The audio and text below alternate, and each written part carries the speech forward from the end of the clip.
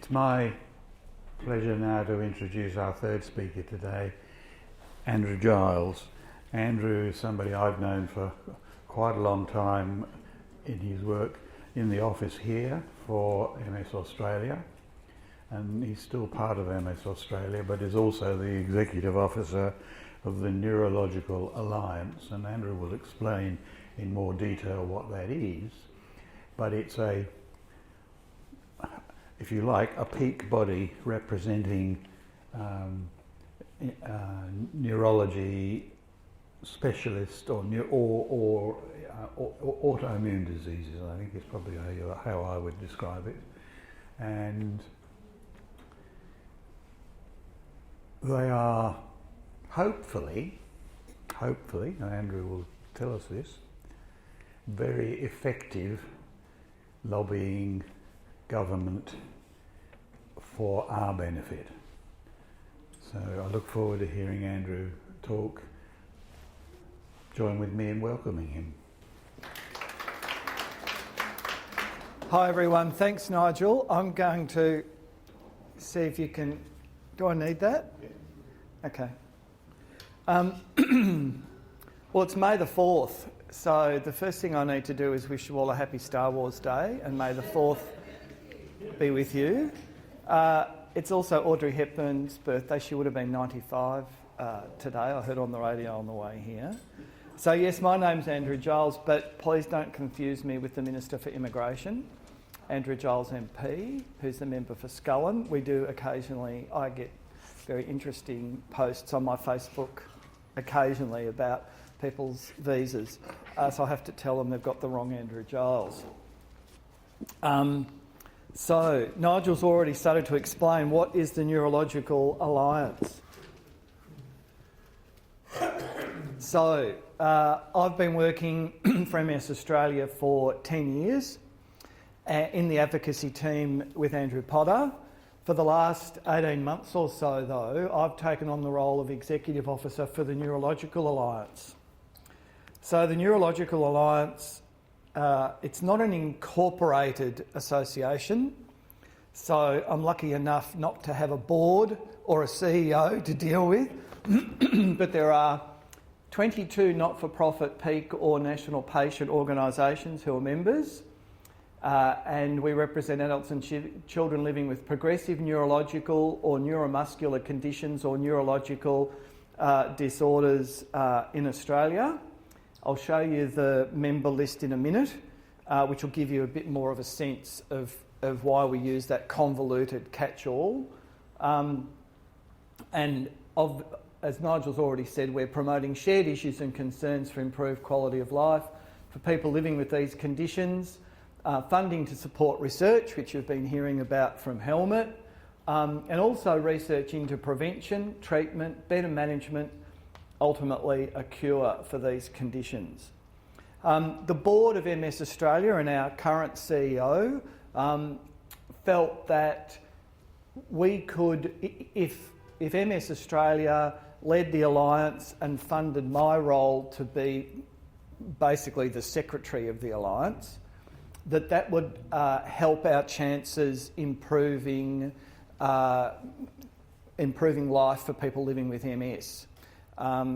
So it also, in a way, mirrors a little bit about what the state organisations are doing. So you'll notice here at MS Plus, so MS Plus looks after people with MS in Victoria, New South Wales, ACT and Tasmania. So MS Plus is the biggest of the state organisations. There's MSWA, MS Queensland, MS South Australia, Northern Territory. All of those state organisations tip money into a bucket that funds MS Australia. And so that's the MS Australia office over there. And MS Australia staff are spread right across the country. So Andrew's in northern Tasmania, I'm an hour south of Melbourne, there's a couple more Melbourne-based people. All our bosses, though, are located in Canberra. And that's been a deliberate push by MS Australia because they've got access to the politicians and decision makers. So, and the Neurological Alliance, which our state organisations are interested in, so you'll see up here on the top of the building now, it says MS Plus neuro well-being. So it's MS plus, meaning plus other neurological conditions, because to get economies of scale and keep the doors open and pay the rent, the service providers need to provide services to more than the MS community. Same with WA, for example, MSWA, they've kept their brand MSWA, but their catchphrase is "We know neuro." So it's beyond MS to get numbers of people through the door, providing services to them beyond MS. I think you'd all agree with this. There are two basic things that the neurological community needs. We're looking for cures through an increased investment in research, and also we're looking for improved support for prevention, and we've heard about Epstein-Barr virus this morning, treatment, care and management of these conditions to help our community members live better for longer, which seems to be happening in the MS world, which is good news. Now, this will help you understand who the current 22 members of the Neurological Alliance are. So the most recent member is the Stroke Foundation. So that's huge because they're a huge organisation. You'll see there's 2 muscular dystrophy organisations. There's 2 epilepsy organisations, and just last week, Epilepsy Action Australia asked to join. So we'll have a 3rd epilepsy organisation wanting to join. You can see we've got migraine. So Migraine and Headache Australia, well, millions of people live with migraine in Australia. Then there's tiny organisations like Spinal Muscular Atrophy, which is kind of like a childhood motor neurone disease. The kids don't live very long with spinal muscular, a few hundred people. Myasthenia Gravis Alliance, also relatively small. Even motor neurone disease, whilst a well-established, long-standing organisation, runs alongside Fight MND. So there's 2, but Fight MND haven't joined this alliance yet. That's the Neil Danaher organisation. A couple of thousand people with MND in Australia, because people with MND don't live very long, 2 or 3 years. So this is a new organisation, Emerge. Chronic fatigue syndrome, basically. Neurological disorder, not a neurological disease or condition, but a neurological disorder. Fragile X is also fairly small. Leukodystrophy is also fairly small. Dementia Australia, huge. Big organisation, big comms team, teams of people doing policy and advocacy. Spinal muscular atrophy has 1 volunteer running it. So big range of organisations. As I say, I've had 3 requests this week for others to join, so we could get up to 24, 25 in the next couple of weeks. One is, you'll probably be able to say this better than me, Angelman syndrome. Has anyone heard of that? Angelman. So they've asked to join, which is great. As I said, another epilepsy foundation. We've had our first request from an associate professor at Macquarie to be an individual member. She's a psychologist up there, so we're going to have to create a new associate membership category for individuals. So we've been growing. There seems to be popularity in alliances. People seem to feel there's power in numbers if you've got shared issues, so it kind of makes sense. So looking at numbers, so thank God I've got references. Overseas studies, so I'm keeping Andrew Potter and Nigel Caswell happy. This study here is a World Health Organisation one. It indicates as many as 1 in 3 people globally live with a neurological condition, determined as the leading cause of illness and disability worldwide. Depends on what you count. If you count, is migraine in or out? Is stroke in or out? So studies will vary. I'll show you another slide in a minute. I've done this calculation of an annual impact on the Australian economy of over 100 billion. I've also had a look at the quarterly reports of the NDIS, and MS and a couple of the other neurological conditions get their own line, and then there's other neurological, which just drives a lot of the other neurological peaks mad because they can't find out how many of their own community are in the NDIS. They're just all lumped together under other. But if you lump all of the neurological conditions together, it's about 14% of NDIS participants. There's a mob called the Australian Institute of Health and Welfare. They're like the data and stats arm of the Department of Health, and they say that neurological conditions are one of the 5 leading disease groups causing burden in 2023. We look at all these numbers because all of these you can put on a piece of paper when you're talking to a politician to prove that we need bigger injections of funding into things like the NDIS and things like the Medical Research Future Fund for Research. So it's all about backing up your arguments with evidence. Now, it's probably a bit hard to read, but I've done this, I say back of an envelope, it's pretty rough. So if you look at all the neurological representation organisations down the left, and there's a few there, cerebral palsy, Tourette's, Friedreich's ataxia and spinal cord injury that I email occasionally and say, please join the Alliance, and they're thinking about it. But if you add up all those numbers, I get to about 7.3 million. If the Australian population is just something over 26 million, that tells me 3.6. So we're about 1 in 4, I reckon, moving towards 1 in 3. But these numbers are dependent on these organisations paying someone like Price Waterhouse or Ernst & Young to do prevalence studies. MS Australia, we say 33,300, the top there. And we know that because we pay the Menzies Institute, which is part of the University of Tasmania, to do a prevalence study. And we had that study funded by Merck, one of the pharma companies. A lot of these other smaller organisations, some of those numbers are old. They just haven't got the ability to fundraise to find out. And we argue, if you can't measure it, you can't fix it. So you just got no idea how many people... I mean, is there really 400,000 polio survivors in Australia? That figure's about 10 or 15 years old. We really don't know because there's no registry.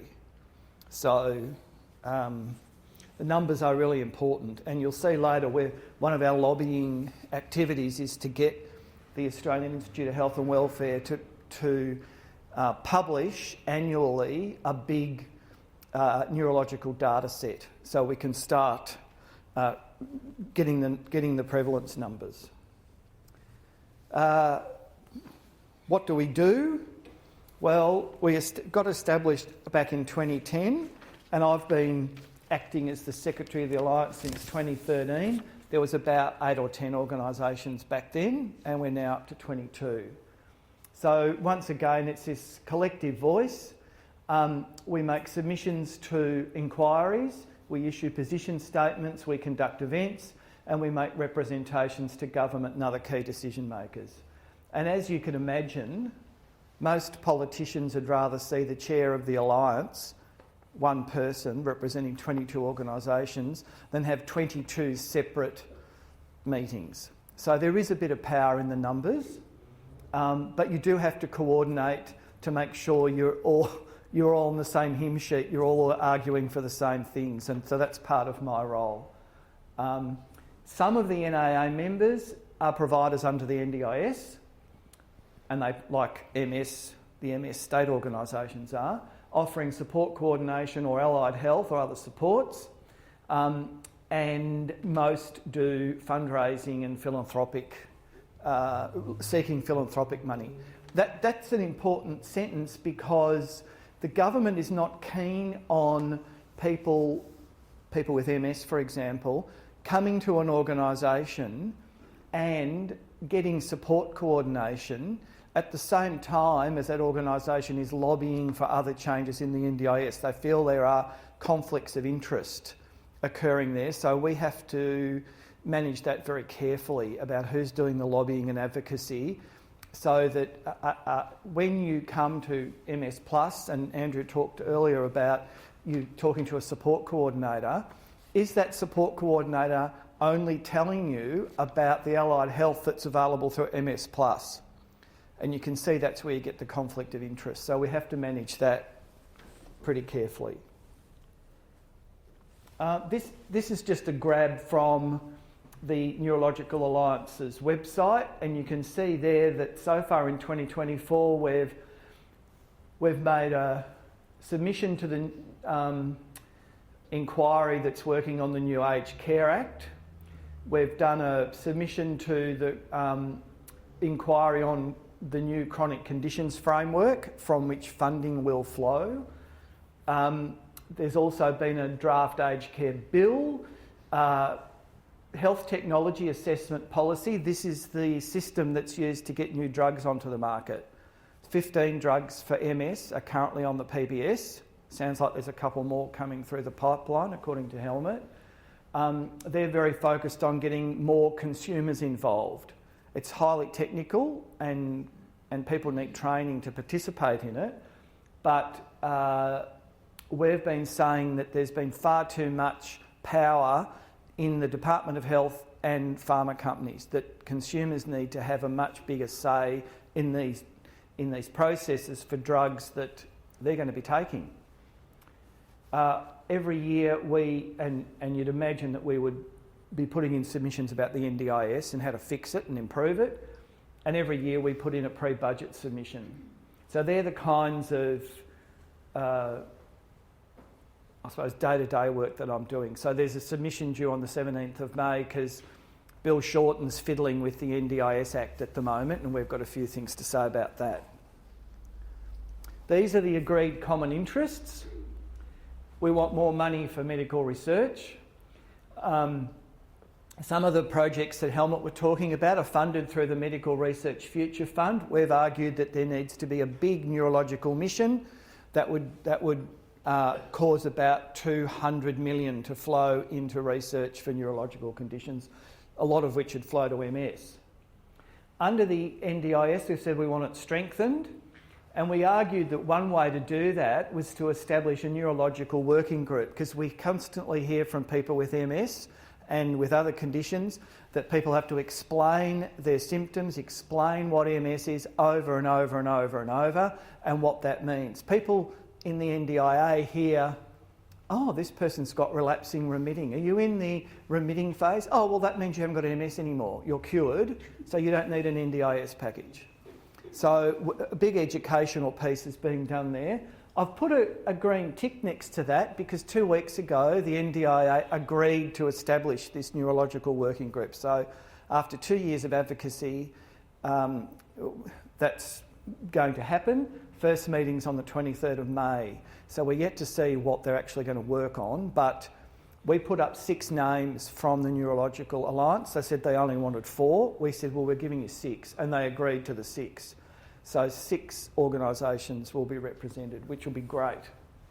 But barriers to access, if you've got chronic fatigue syndrome, you won't get an NDIS package. They just can't comprehend what it means.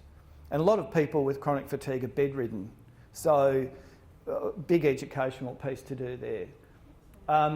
In terms of assistive technology, we're arguing that there's a lot of people, well, vast majority of people in Australia without who have got a disability are not in the NDIS.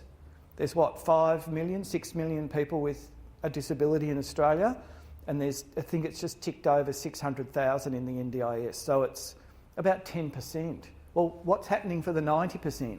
Where are they getting there, particularly people over 65?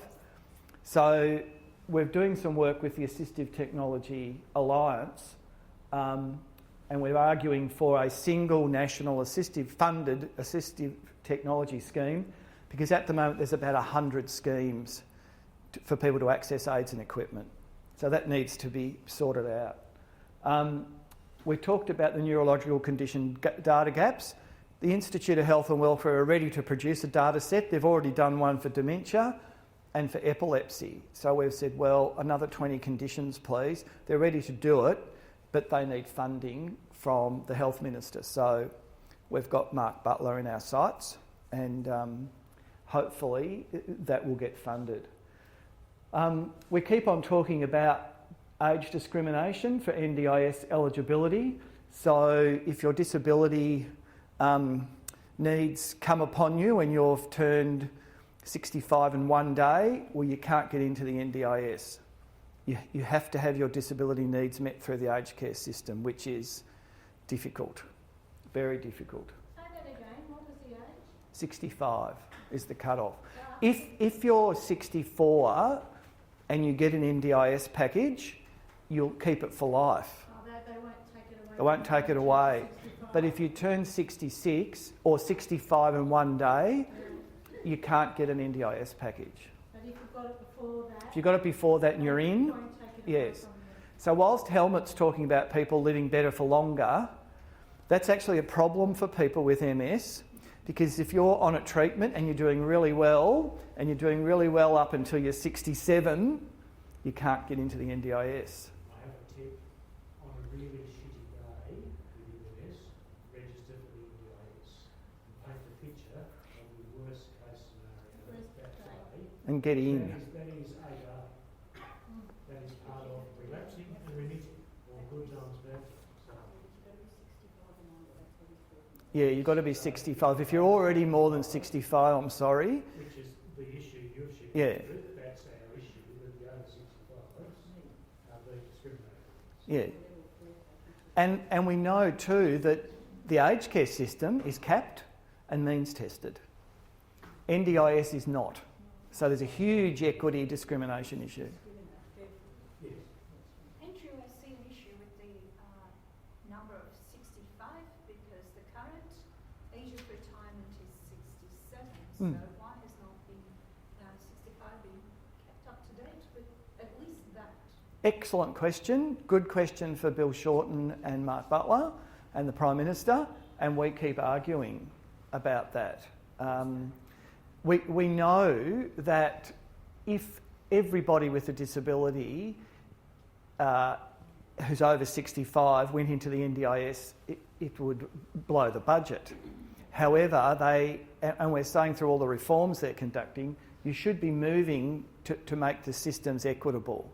But at the moment, that is remaining a huge block. There's a chap with polio, I think he's from Canberra, and he's taking the Australian government to the International Court of Human Rights, saying that Australia is not meeting its obligation for people with disability aged over 65 under the Convention for People with Disability, Convention on Human Rights. And then this one here, this is about interface between aged care, health and disability, which operate with different ministers, different sectors. And we say, well, a person is a whole person, and they may need to, particularly people living with neurological conditions, they may need to access these sectors at different times, and it should be looked at holistically. So if you've had an episode in hospital and you've got an NDIS plan, you shouldn't just be thrown out the door saying, well, the NDIS will look after you now. We need this sector integration. So, and we've said there, people moving between the sectors, it should be realistic, measured and safe. Andrew, sorry. Rather than, or in addition to getting more people on the NDIS, is anyone actively working to improve my aged care so that it's as good as NDIS? Yes, but more work needs to be done. There's two things. We need to do more work on aged care, and I'll talk a little bit about that because there's a lot of reform going on at the moment, and we've been through some of those submissions I showed. We've been horrified in the new Aged Care Act. They've put out an inquiry with this new act, and in it says that the person who's the controller of aged care, if you like, doing assessments, will use artificial intelligence to make assessments. So applicants will go in and do a tick box thing about their disability needs, and then I don't know what it will be, some kind of computer algorithm will then assess people into a certain level. And we've said that can't happen for our people, for the neurological community. That just can't happen. It has to be audited, it has to be governed properly. People have complex needs. It's not a simple matter. So we've argued very strongly about that, along with others. So that's why I think that submission said a consortium submission. I had more than the Neurological Alliance joining in. There were loads of people putting in their own submissions, but also people joining our submission. Particularly smaller organisations, they don't have admin people like me who can write these things. So they like to just give us their logo and join in. So we haven't heard yet what the final version is that'll be put to Parliament, but we'll keep an eye on that. So that's just one example of aged care reforms that we need to keep an eye on. Now, this is, if anyone's in Canberra on the 25th of June, you're most welcome to come to this. So this is an example of an event that we're putting on. The first time we've done it. So it's a national summit on neurological conditions. It's going to be, you probably can't read that. It's going to be in Canberra on Tuesday the 25th of June. We're going to go from about 8:45 to about 1 or 2-ish. We've convinced Jed Carney, who's the Assistant Minister for Health, to come. Bill Shorten has agreed to come, so the Q&A with him will be interesting. Anne Ruston, who's the Opposition Coalition Health Shadow Minister for Health, is coming. Senator Jordan Steele-John, only parliamentarian in a wheelchair as far as I know, he's coming. We're having it in the Parliament House Theatre, and you would not believe what we have to go through to get him through a tunnel around the back of the theatre so he can actually present on the stage. Parliament House in Canberra is not accessible. Anyway, shocking. Shocking. Shocking. We've also got Pamela McComb, who Helmut would know. She's the immediate past president of ANZAN, so she'll give a talk similar to what Helmut, except she'll hammer home the need for all of this work to be properly funded. So she's terrific. She's based in Brisbane. Georgina Carr is coming out. She's the CEO of the Neurological Alliance in the UK. They're far more advanced than us. They've got 70 members, lots of funding from Neuro. She has a big team of people, I wish. And they do a lot of stuff with their parliamentarians. So Georgina will be telling us, how to rev things up here in Australia, which will be really good. I've got a panel of 4 neurological researchers coming to talk more about opportunities, stop the brain drain, keep researchers working here on neurological conditions. We've also got a person, Dr. Dua. Now, Dr. Dua is the head of brain health for the World Health Organization. She's based in Geneva, and the World Health Organization has produced a huge global action plan. They call it the IGAP, the Intersectoral Global Action Plan on Epilepsy and Other Neurological Disorders. Big focus on epilepsy for some reason. Anyway, this is a thing that Australia, as a UN member, has signed up for. And it's a big report, and it basically tells all the member states this is what you should be doing, that neurological conditions and disorders have not had the focus they need. Huge burden, economic burden, huge burden on people's lives, and there needs to be more focus. Now, Australia's a signatory to that, so Dr. Dua's going to make a short video because we can't afford to fly her out from Geneva. And that will be something that we're going to ask Jed Carney and Bill Shorten to respond to. What are you doing as a government to address the issues that have been raised in that? So we'll see. But this is just another sort of part of our arsenal, I suppose, to try and get more focus on neurological conditions, including MS. And we've got a fancy pants woman called Virginia Hausiger, who I didn't know, but some of you might know she's a journalist, and she is a very, very accomplished MC for these events, so she'll keep things running, and it means that our leadership they can make speeches but don't have to get involved in that. Politicians are notoriously late or early or whatever, so she'll help run it. We're also going to be launching a video called Count Me In. So we've come up with this idea of count me in. So count me into the NDIS, count me into aged care, count me in getting a neurological data set together. So that will be launched. We've got 6 people ready to be filmed for that. And we've managed, you'll see down the very bottom there are some sponsors. They're all drug companies that you'll be familiar with, and they've all kicked money in. So I've raised $80,000 to put this summit on, and these pharma companies are helping to pay for it. So I know a lot of people get very anxious when you get pharma company money, but they've given us that money unconditionally. They're paying for, you wouldn't believe how much the catering is costing for this summit, but they're paying for things like the catering, and it also has meant that I can offer to all 22 members of the Alliance an amount of money so they can bring one person with lived experience to the summit, so that we'll have a fantastic smattering of people with all these various conditions. 4 of the people will be speaking on stage very early on in the summit, and some will be in the video. So we really want to show the whole gamut of conditions that we represent and really send home the message. You can imagine with Jed Carney and Bill Shorten, there's a lot of reform happening with this Labor government.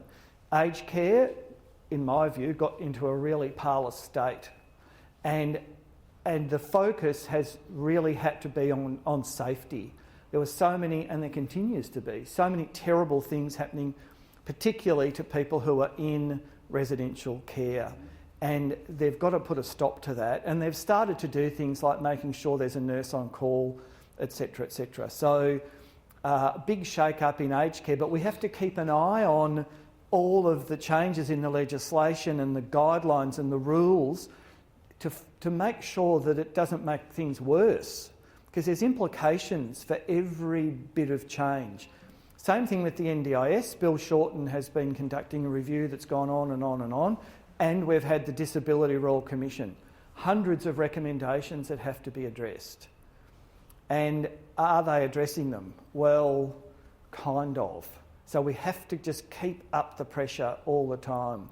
The age cut-off of 65, it's said in the Aged Care Royal Commission recommendation that people with disability who are over 65 should have access to the same levels of assistive technology as people in the NDIS.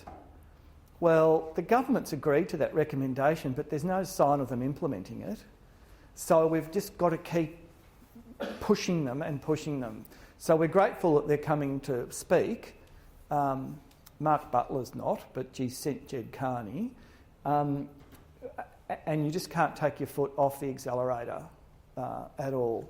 I was just going to say, the aged care system at the moment doesn't fund assistive technology at all, full stop, basically. No, I mean, people access various schemes in various states, veterans access different schemes.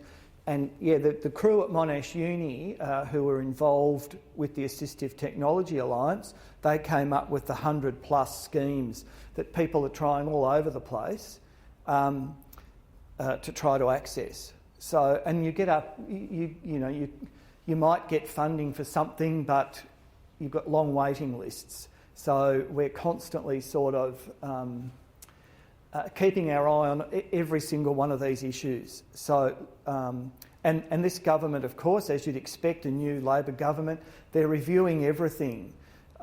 So you have to be ready to make submissions all the time. And then they might invite you to a Senate hearing and say, well, now you have to come and speak about it.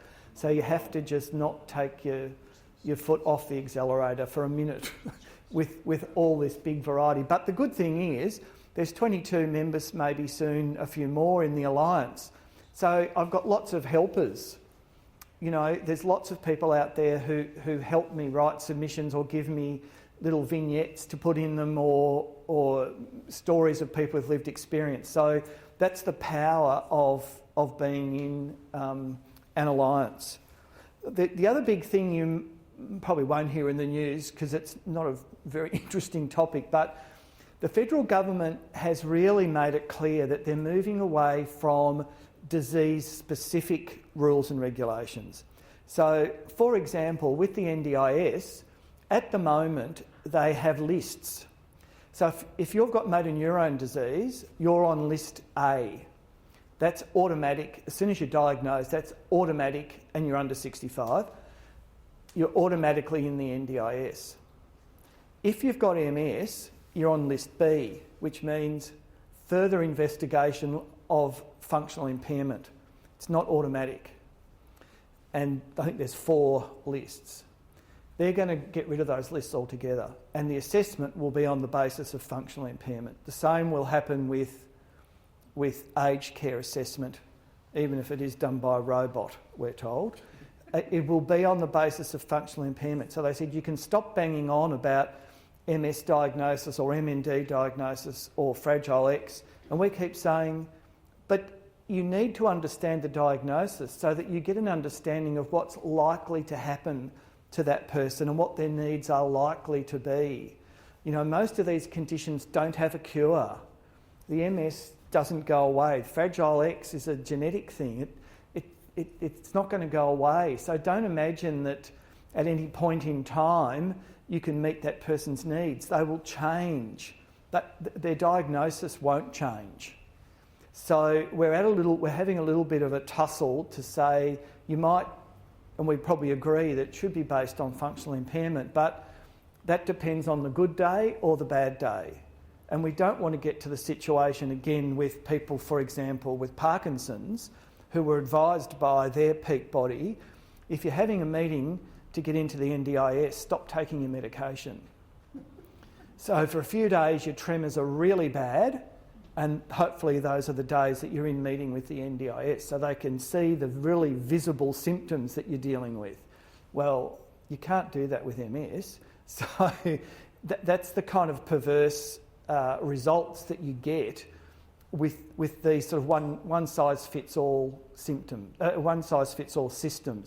So that's why we're hoping that working group that's been set up will break through a bit. We've asked the NDIA, for example, to set up a community of practice for neurological conditions to try and train their staff. We've produced videos in the past that Andrew Potter was in. We've produced fact sheets and things, but we've got no sense that they use them. So we've really got to keep pushing hard, keep the foot on the accelerator, the shoulder to the wheel, any other metaphor I can think of, to not let any of these things drop, and to try and think about what the consequences for some of these changes might be down the track. So this chronic disease framework that the government's putting a lot of effort into, if you look at it, it looks reasonable. It's very focused on diabetes and cardiovascular, the big chronic disease, and we're saying don't forget about neurological. And don't forget some people have multi-morbidities. They've got cardiovascular issues and MS. So we're a bit disappointed with the chronic disease framework. The rumour is that a lot of money will be allocated in this coming budget to implementing the chronic disease framework, and we're saying, well, don't forget about neurological. We want some quantum of funding set aside for neurological. This is less, I used to work at Centrelink, and so there's a whole lot of learnings for doing disability assessments on functional impairment or not. Is that in anywhere? So, yeah, that's really important too, because that's about assessing, in Centrelink, it's about assessing people, for example, for the disability support pension. It's very difficult to get disability support pension. So that's another whole body of work. I haven't mentioned that there, but occasionally if there's a review on or something that's going on with the department, we will make similar arguments for the DSP. Because a lot of people with MS seem to be pushed off onto whatever it's called now. It used to be New Start. and that's difficult as well. But because yes, job seeker. Again, I've worked in the Commonwealth here. It just seems like Captain Obvious that you would share the information about. Anyway, I'm just. Oh yeah, no. I absolutely agree with you.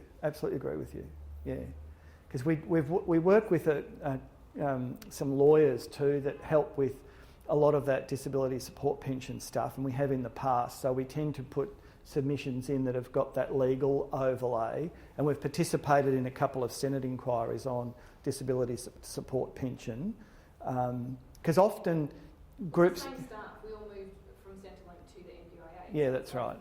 It is. And it's the same educational piece that you'd like to think a person would say, oh, at Centrelink, oh, I've got somebody coming in this morning with MS. I'll just dial up from my staff intranet, I'll just dial up the fact sheet on MS, and then I'll have a bit of an idea about what to be able to talk about to this person, how to make them comfortable, how to get to the nub of what their impairment might be, and understand their story a bit better, because I've just given myself a quick tutorial on MS. That's our Rolls-Royce hope. Yeah. Yes, and they all moved into Services Australia now. Yes. Put humans into the A couple of other really quick things to talk about. As a result of this, one of the things, because I don't have a board, one of the things I also don't have is a strategic plan or operational plan. So I showed you those key issues before, that they are our key agreed common issues. But as things move on in aged care and move on with the NDIS, we need a blueprint or a strategic plan or an operational plan or something that lists down what all our concerns are and how we're going to address them. At the moment, we don't have that bit of paper. The government's not interested anymore in these national action plans. They used to fund, well, the previous government, Greg Hunt, loved them, but this current government is not so keen on them. So we've got to do a bit more homework on making sure that what we produce is in a way trying to help them achieve things. Because if you get known as being a bunch of whingers or being negative, you just won't get meetings. But if you say, oh, we've got a plan here that's aligned to the chronic disease framework, or it's aligned to the World Health Organisation IGAP report, we're going to help you achieve these things. We find that's a better approach generally to advocacy. We're going to help you achieve these things. They seem to respond, well, you can imagine they would. They seem to respond better. That's why that neurological working group has got up, because we said this is going to help you. Well, ultimately, it's going to help them get votes, because I'll be giving them that slide that says we've got 7 million Australians plus their family, friends and carers, and they all equal votes. So you need to be seen to be doing things to help this community. Ultimately, that's your pressure point. And that's why Andrew's team with the National Advocates get to know their local MPs and senators, because they can do a personal approach. So you're constantly trying to... And some of them have got family members or friends with neurological conditions, and so you've got to make these big general policy issues personal, and how it's going to help their cousin or their sister or their staff member's wife or something. You have to educate them. Yeah, you do. They need to remove the power of decision making from junior bureaucrats who are vindictive and have had a hard day and say, okay, fine, you're coming into me with MS. Here's my lived experience. Oh, we're reviewing your plan, and by the way, you don't need any of the MS specific things. You'll get early childhood intervention funds and for mental health issues, because we think that you should get that through Medicare. MS is mental health illness. See ya. Yes. So we've got to break that. We've got to break that down. We've got to cross that blood-brain barrier somehow and break down that thinking. And often it's through the work of teams like Andrew and his National Advocates. It's personalising it. It's taking a person with MS or one of the other conditions with you when you meet the health minister. Competence. If you hear Yes, just that's interesting that you bring up early intervention. That's from day one with the NDIs. Intervention, I've got early childhood intervention. Yeah, that's a very common misnomer by a lot of agency staff, that when they hear early intervention, when we say early intervention, we mean as early as possible after diagnosis. Yeah. And they hear early intervention and think of kids. So that's a big corporate myth that we have to somehow break down. Yeah, I yeah. mean, I get the early intervention, but Yeah, and the interventions are different. And Helmut and other researchers like him have to be really good at giving us the evidence to show which interventions are appropriate and which ones work, so that we can say there's evidence to show that if you, I don't know, have the intervention of an occupational therapist within a couple of weeks of diagnosis, that's going to keep you at work longer, paying taxes longer. evidence-based Yeah, approach. yeah. I'm going to stop talking about the Neurological Alliance just for and finish up and ask if there's any other questions, but I'm going to do a couple of plugs. World MS Day this year is on the 30th of May, and for those that don't know, the theme is diagnosis.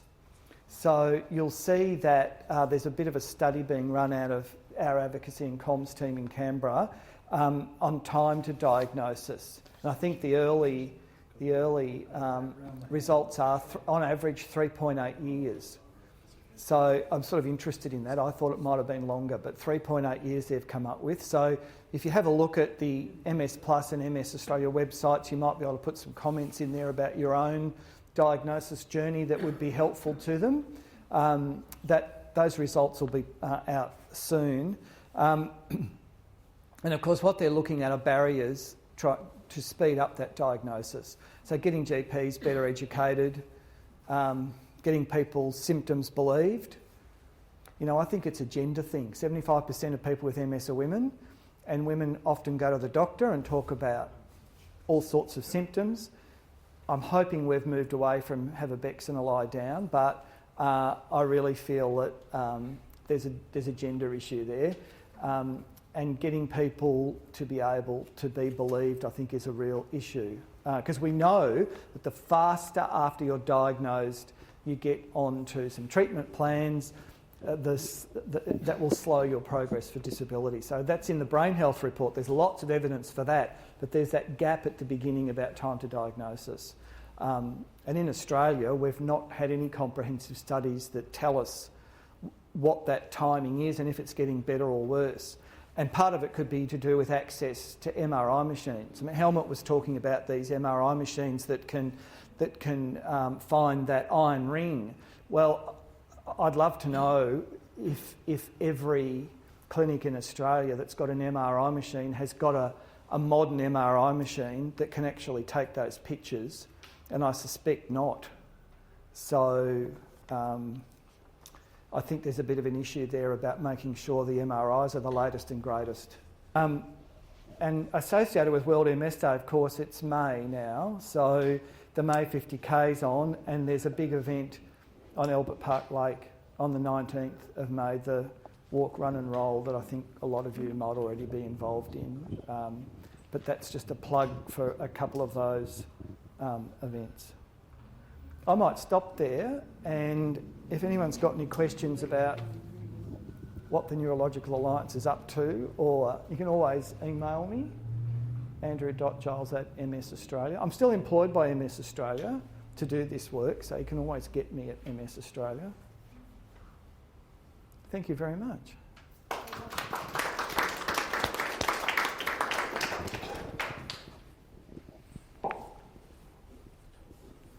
Thank you, Andrew.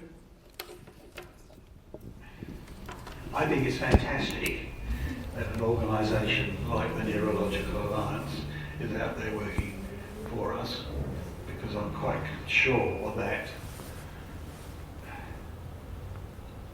the bigger the organisation that's pushing on our behalf, the more likelihood there is of its success.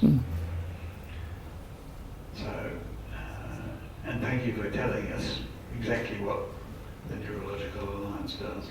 Join with me in thanking